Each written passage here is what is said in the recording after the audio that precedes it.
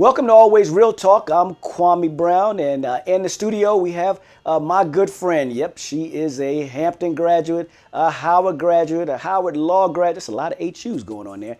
But most importantly, she A is lot. the publisher of one of the most respected newspapers in the country. My good friend Denise Rolark Barne. Welcome to Always Real Talk. Kwame, it's a pleasure to be here. I've watched the show several times, and I always click on. I know that you've been busy, and I'm excited that you sort of transitioned into this space because you were great as a member of the city council. You were great when you were working with the what was the business association? The Oh yeah, the Minority Supplier Development Minority Council. Yeah. supply. I mean, you got it. You certainly got it when it came to black businesses, but particularly black-owned businesses. So, and now you're getting it as far as journalism is concerned. So, I know this is a great program. So, I'm glad to be Well, a part. Well, I have to say that, it's, watching as, someone from the district and you're a second generation, of course, in terms of this business. My father used to always have so much respect for your dad. And I Right. followed you guys, growing up and understanding the power of communications, but always reading to get a different narrative, right? Because sometimes you get a narrative that you may not get from someone that, one, looks like you, and two, from locally. So I want to say, just for me, I'm here because of you and your dad. And of course, another person I always admired was you, Jim Vance. Jim was Jim, but I like Jim. Well, that's a And whole nother that's category, a but whole nother, I mean, I'm impressed to be that's a whole listed nother. But among that group. Yeah. Jim had way that I liked and respected, and of course Bruce Ms. Johnson. But Johnson. Hmm. we open the door for people like me. But as you know, the black press today is looked upon in so many different ways. There's a presidential race going on, and anytime there's a presidential race, you do have one party that will, especially Democrats, will reach out and get all the black folks on TV to talk about, what's the importance of getting black people out to vote. And as you know, election time, it's about getting people of color to the polls, and then black press becomes important, and everyone wants to, get that message out. I got that. I'm But glad you said that, but go oh, ahead. I'm I'm gonna say glad it. you got that. And what gets me is that we know that the election is in a couple months away, and they've been spending you can't say it, but I'm gonna say it. They've been spending for years an incredible amount of money, and yet they don't spend any money with the black press. But we all know that without the black community, there is no victory and path to the White House. Right. So, it's almost interesting that hopefully people are starting to put the money where the mouth is, which clearly hasn't happened. But the last 30 days, you and I know there'll be some big expenditures and they'll trickle down some dollars. And they'll say, hey, we try to help the black press. But I want to go specifically to all of the racial tension that's going on in the city and the role of the black press at this particular moment in terms of, everyone is trying to tell the black story. Everyone is trying to tell the black experience. There are people that aren't black that are talking to me about what it means to be black. And reporters and journalists are trying their best to be so sensitive and talk to me about how I feel. What do you think the role is now for black press to really articulate, the real meaning of how people of color feel by having black and brown journalists tell the story? Well, first, I'm going to go back to your first point about the expenditures of ad dollars in black-owned newspapers by the Democrats and the Republicans. They are rare and scarce. And that is not in just this election, but in past elections. It's always been that way. I think the largest spend that I am aware of in black-owned newspapers was done recently by Bloomberg when he announced that he was going to run, and he bought advertising in just about every black-owned newspaper in the country through the National Newspaper Publishers Association.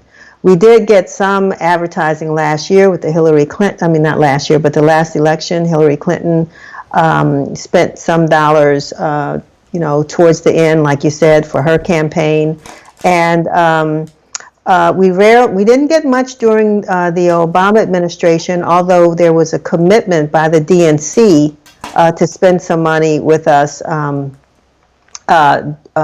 during I think it was the 2012 election. But the money has not flowed to the black press. And we've complained about it and urged and sent. I mean, we've done everything that we were supposed to do and everybody else has done, but the allocations are just not there. And we're not just looking for Democratic dollars. We're looking for dollars from the Republicans as well, because we know there are large, even though a lot of them are in the closet, but there are a large number of black Republicans. And if the Republican Party, as Trump had said, way back there, that, what do black people have to lose? Well, we said, well, put your money where your mouth is and tell us, what do we have to gain by you being president of the United States? Well, those dollars never came. And the RNC is still making commitments, but those dollars still aren't coming. So I don't anticipate on the national platform that we're going to really get any significant dollars from. And, I'm in D.C., so, right. We're not going to get anything, right? But, it's interesting that you said that, right? Because clearly when Bloomberg ran, he spent a whole lot of money. And, yes, he did. He said, people said, hey, you should spend money, and that's how you're going to attract, black people by spending money in black newspapers. But let me back up and say that just because you give us money, if in fact the intent of how you give us money is not there, that does not buy the black vote. But exactly. Right? We do know that. But right. At the same time, what I'm actually a little tired of, and I'll say it because it's real talk, is that, I've been a part of a lot of different presidential campaigns. Mm-hmm. And of course, going back to when my dad was, back to the 92 Clinton, 96 Clinton, the 2000 Gore Lieberman, I can go on and on and on, right? Mm-hmm. And we want to give you the field dollars, right? The last minute, they want to pay people to get out and knock on doors, right? They want to go to churches and give churches the money, right? Right. But when it comes to black press and meeting them at the beginning, right? That means telling a story at the beginning and continue to use black press as a way of getting the message out. It just never has happened. It hasn't even materialized. I have a good friend with Fuse Advertising that, played a role in Obama campaign and stuff in terms of advertising. He's one of the top advertising firms in the country. And yet he's still getting pennies, right? Point is, if you're going to spend, I'll back up to a story that Elijah Roger told me, who, was one of my mentors from city administrator, very smart. And he always just said, hey, look, man, you put the money where the priority is. Right. Right? So exactly. We all know that the priority right now is to get people of color and women to vote. 100%. That's the priority. Exactly. That's what they say. As it relates to people of color, it's to get them motivated and get the vote out. But yet when we go to the expenditures to do that, it's probably less than 2% or 1% of all expenditures in that particular space. Mm-hmm. So until we start paying attention, well, let me say this: until the people that look like us, that are in the DNC, that are part of these campaigns, if they don't demand it, then it's shame on them, right? Because they're sitting there, right? So they have to also play a role.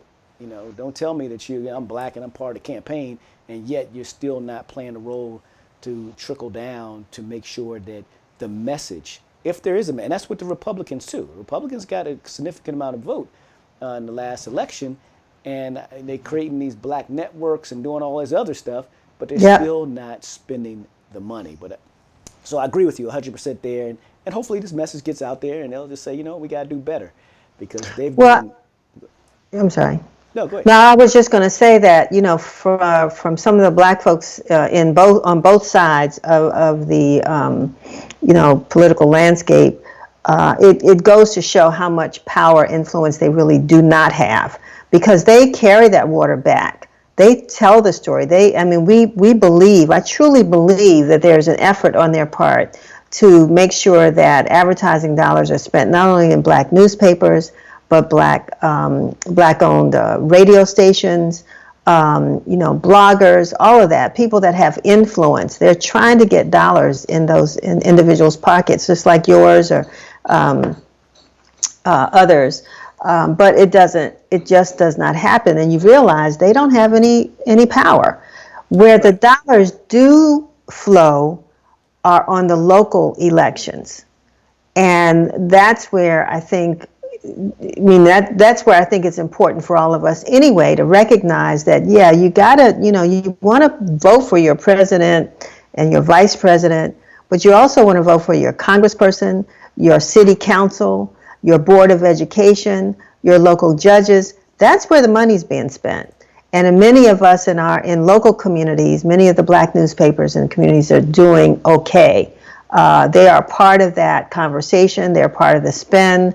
They're part of while a lot of them may not do endorsements, I know that we have and we have not. We kind of go back and forth on that. But the real thing is to make sure that we're articulating the issues and giving local candidates, because we want more black folks involved in the political process. We want more people running, more black people running for office. And their platforms, a lot of times it's dependent upon us to even qualify candidates, because the Yeah. white press in their communities will ignore them if they don't have whatever it takes, to get the white press's attention. Whereas we're encouraging, as long as we think you're a viable candidate, I mean that you have to figure that part out, because we do That's have true. interesting folks that run for office. Just out of the hat, I'm gonna be president or mayor. But yeah, but that's where the dollars are spent, and I think that's where our greatest power and influence lies. It's interesting. My daughter voted for the first time. She just turned 18, and Yes. this primary came when she voted for the first time. So we got up, we went to the polls. She had her 2020 effing matter shirt on, and a couple nights before, I thought I'd kind of give her the old the old school. Hey, tell her about some candidates, right? That's what I thought I Right. was doing. I would be the good dad, right? Get dad was going to try to get her informed so she could make an informed decision. And Right. she basically told me, I've already researched the candidates. I was like, whoa. And she said, the first thing I want to know if they made any comments regarding the issues that were taking place right then. And that had to do with the Black Lives Matter. She wanted to know, who they was spending their advertising money with. Did they talk about, I was like, whoa, at 18. This is what she told me, right? Mm-hmm. Mm-hmm. And she told me, Kwame, would you expect any different, Kwame? no, She's your I wouldn't. daughter. True, but I didn't. You never know that, right? You don't know Well, it that's until you true. have That's true. that moment, right? I was Right. thinking, Right. okay, she good, but then part of me said, hey, you better check with her, because if you don't, then you're going to be like the people that you talk to and say you should talk to your kid before they vote so they can make informed decisions. So I thought I'd do that, and I was surprised. She surprised me, told me to shut up. She had it. She figured it out. She Right. didn't tell me who she was voting for, and she went in there and she did her thing.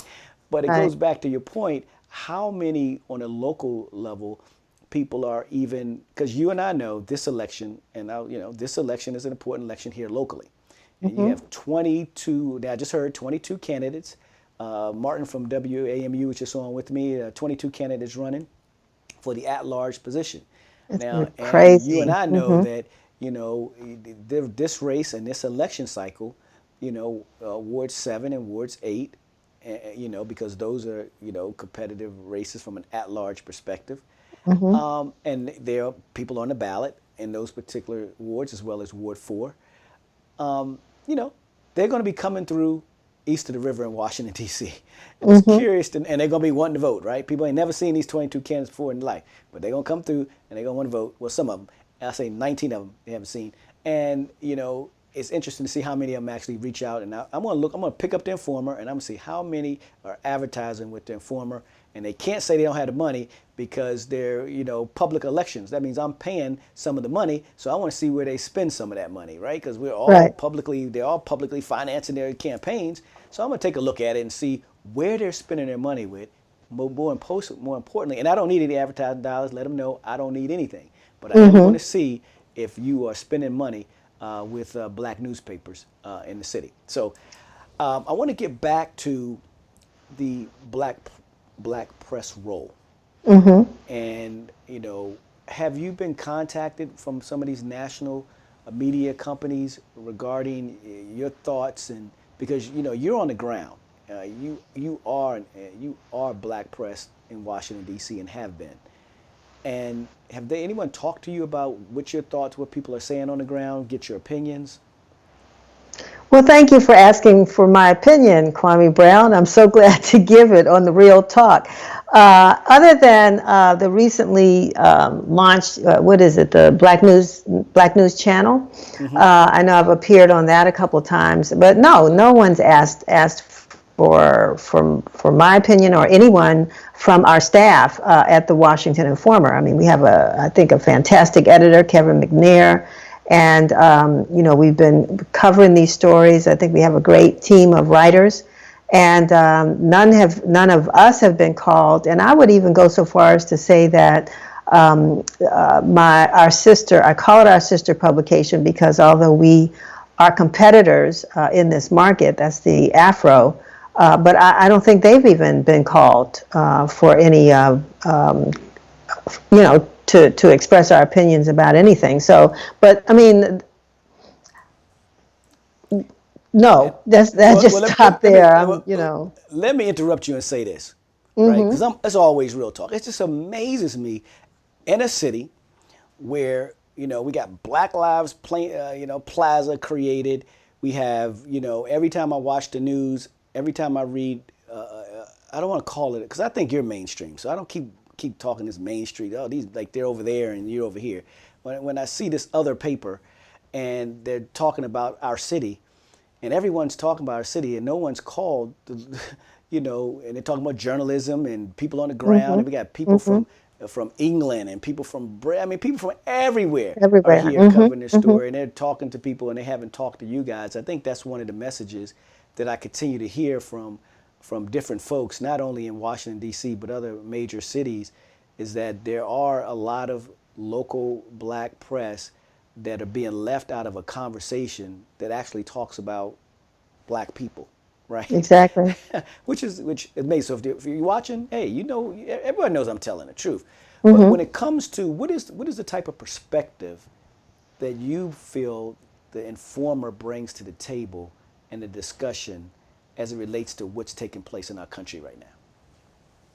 Well, I think most importantly, because we've been covering black folks ever since we've been around, since 1964, and we follow in the footsteps of so many other black-owned newspapers, which became in existence since 1827.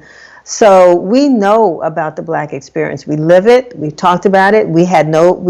Didn't have to have a big debate over whether we were going to capitalize the word B or not in our stories. We've always used capital B to talk about, to describe black people. And so, when this thing blew up, I mean, how many demonstrations have we covered over the years of police-involved shootings? How many demonstrations have we covered where police weren't available when or didn't come in time when there was an incident and the community called out for help? How many stories do we have to cover, or have we covered, about the lack of accessible health care? We've got healthcare, affordable healthcare in the district, but access to healthcare. How many stories have we covered about the inequities in education, the unavailability of affordable housing? I mean, those are headlines every single week. So it was no surprise to us. It's never been a surprise when, the powder keg explodes, because it's only a matter of time. And people get sick and tired of being sick and tired. And then also we have been closely watching, like your daughter, what's happening with young people, this generation. I mean, we covered the demonstrations at Howard University when they took over the building, about 2 years ago. That was an indication of what was going to happen when they wanted to shut down GoGo, and folks took over 14th and U Street. I mean, that was an indication of what was, of the climate of the city. So, we just keep doing what we keep doing. This is just another chapter in the story of black inequality in this country. And we've been telling this story for over, not the Washington Informer, but the black press has been telling this story for well over 100 years. I think now it's probably about 150 some years. Right. So, but at the same time, we also don't find it unusual to tell the stories, about, a Kwame Brown, who became probably, I think, the youngest chair when you became chair of the council, we was chair, right? Did I get that right? Yeah, absolutely. Okay, all right. Yeah, but that was not that was not an unusual story to tell. It's not. I mean, to what the positive things that young people and all people, black people, poor people, that are doing in the city. There's so much positive news that we report on a daily basis to sort of juxtapose against the unequal positions that we find ourselves in. But there's so much that we've been able to do with so little, and those are the stories that we can have always told and will continue to tell. It's also, and I know that it's sometimes a balancing act, also, right? Because you have newspapers such as yourselves and other media outlets that are black owned that also have to survive and be a business. And Right. sometimes people forget that aspect of it. So not only are you fighting to tell a story that others may not tell or don't tell, or may not tell it in a way that is told out of the eyes of someone that looks like the story they're talking about, but then you have advertisers that, don't advertise as much to a community that they actually want to reach, Right. right? So while you're out trying to grow your business, while you're out trying to produce revenue so you can tell better stories, because you guys have done a phenomenal job in getting your reporters out, covering the things where people aren't there, like you just mentioned. Well, all that costs money too, right? So you No have to question. have a balance of trying to figure that out. And I want to kind of step back to the time, probably I think 2005 or six, where you and others came and was talking about how do you get the city itself to spend more money in local newspapers, i.e., black-owned newspapers, especially in the areas of healthcare, areas of education, in an area where a lot of your audience has an interest, right? Interest in what's being told, interest in the outcomes, and interest in how to make things a better, or programs that are being administered that they just need to have access to. And I think it was you, it was Davis Kennedy. I think Davis Kennedy was Right. there at the time. But how is that Whose going? paper's gone out of business now. I mean, it's I was sad, but going. it's gone. Yeah, I was going to say that, and they were another. When you look at it, you had the former and you had the current, and in my opinion, you had the tale of two stories, but yet the soul and the heart of trying to bring a balance to a different set of readers that gives them a different perspective than the eyes that actually are looking and reading the story. But like you said, they're out of business, right? Yeah. and nobody's talking about they're out of business. They're gone, and Right. we're still advertising in these big newspapers, these big conglomerates. I mean, my goodness, I see advertisements for DC in some papers in Maryland and Virginia. I'm like, what is this? How do my neighbor needs this, and I'm reading. But anyway, we won't go there.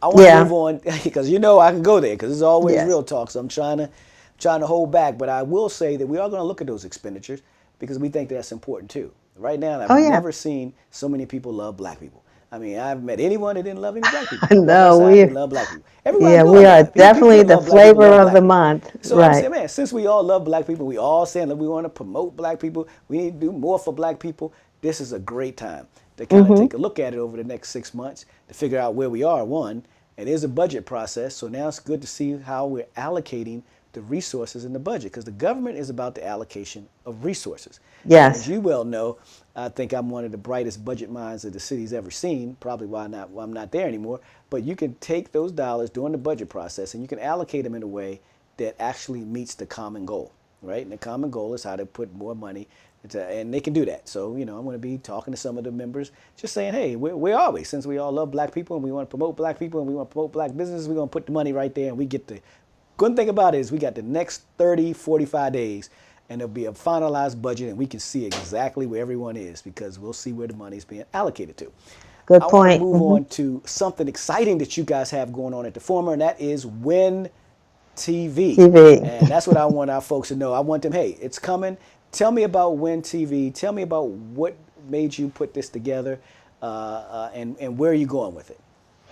So let's just say that this COVID-19 was the mother of necessity for the Washington Informer. I mean, just think. First, let me back up a little bit and say that we realized many years ago that the future of print journalism was threatened. And while we believe that there's still a lot of folks that want to get print newspapers, and we hear it all the time, we don't want you to get rid of the Informer. We like having that paper in our hands, the ink, between our fingers or whatever. So, but the reality is there. I mean, the advertising dollars are beginning to move on digital platforms. Video is extreme. I mean, video, they say right now is gold. And, so we were, just trying to figure out how we were going to make this transition, taking one slow step at a time. And the next thing we knew, COVID hit. We had to reduce our press run from two-thirds, had to reduce the press run, and trying to figure out, we were still out there covering stories. We still had a community to cover, and particularly a Black community that was disproportionately impacted by this virus. And so that meant that, how do we get these stories out, and how do we get them out quickly, and how do we talk to people who are basically stuck in their houses? Let's try this. Let's try this video thing, and let's see if this works. So we launched what we called, a Washington Informer. It was Washington Informer TV. And then because we use WIN for just about everything we do, which is an acronym for Washington Informer News, we just decided, to call it WIN TV. We started doing it on a Wednesday. We had so many challenges with trying to get this, what platform to use and how we could actually, we had big ideas, but small capability, small learning, a large learning curve, but not really knowing how we were going to do it. So fortunately, we got some advice from a lot of folks, transitioned to Friday at noon, which is the date and time that we do our broadcast, which is on YouTube and Facebook and Instagram. So, it's been now probably, 8-10 weeks we've been doing WIN TV. And it's still a work in progress. I can't compete with, Real Talk, but, we want to be at least on the same level. And the good thing about it is what's we that? never compete. We never compete. What we do We is complement. we never compete. It's enough for everyone.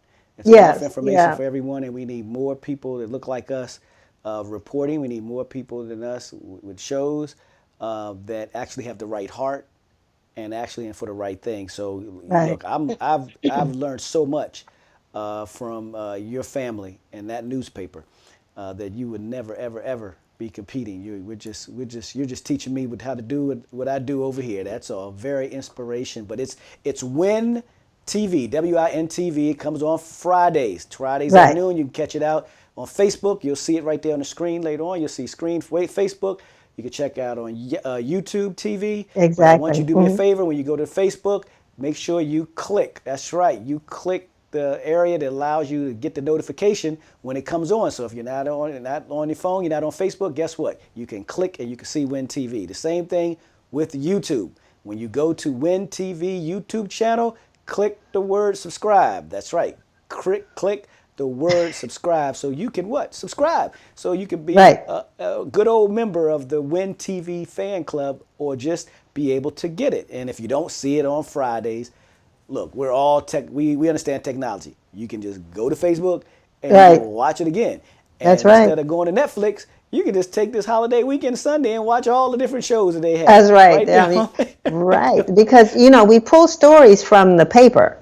And we use our reporters to interview some of the folks that we talk to in the newspaper. So we bring the paper to life.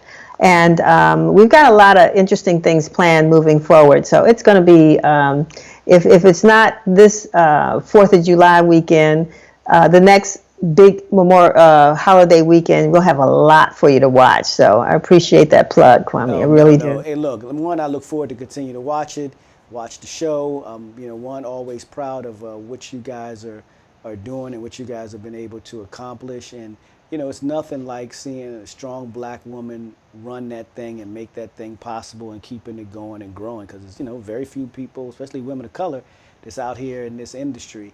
And sometimes, even as black men, we forget how difficult and how much of a challenge it is to be in this fight every day and to keep it real. It's easy not to be Right. real in this industry, right? You can just not be real and probably do very well. But when you have Mm-hmm. a conscience and you want to sleep at night, it becomes a little bit difficult to kind of do what you do every single day. So I just want to say hats off to you and your entire team. You got it. Hey, if you haven't picked up the Washington Informer, you know where to get it. Pick it up, look it online. I'll put the website there online so people can see what the website is, YouTube channel, and Facebook.